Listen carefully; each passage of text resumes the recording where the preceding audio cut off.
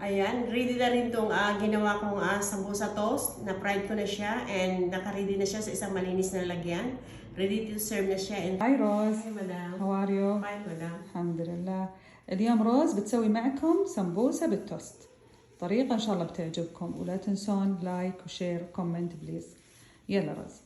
Hello mga kabayan. Ngayon magawa ako ng sambusa toast. Ito, niready ko isang loaf ng sliced bread. At niready ko din itong chicken breast. Hiniwa ko siya ng maliliit. At niready ko din itong parsley. Hiniwa ko ng maliliit at shabat. At nagready ako ng 1 onion. Hiniwa ko ng small piece. At niready ko na rin itong 2 egg. Kinrumble ko siya.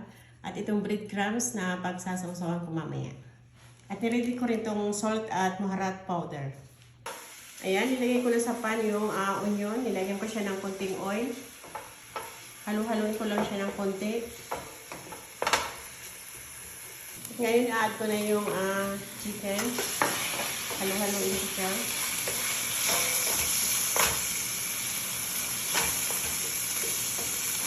At add ko na rin itong maharat at salt.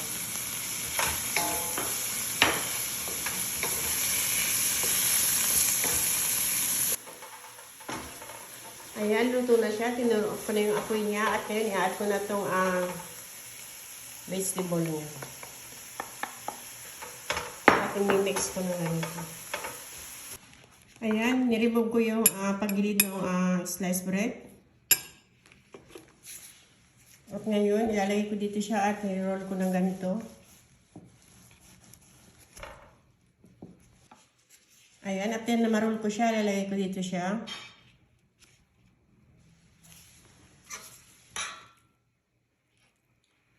Lalagay ko na itong meat.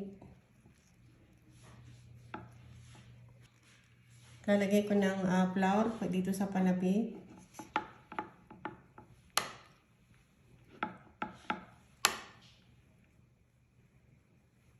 Close ko na siya.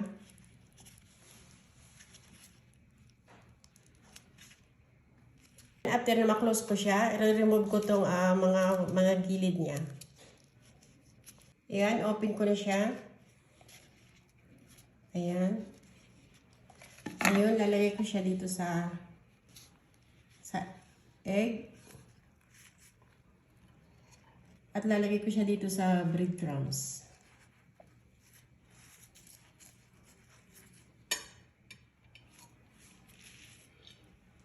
Half hour, ipapry ko na din itong sambusa toast.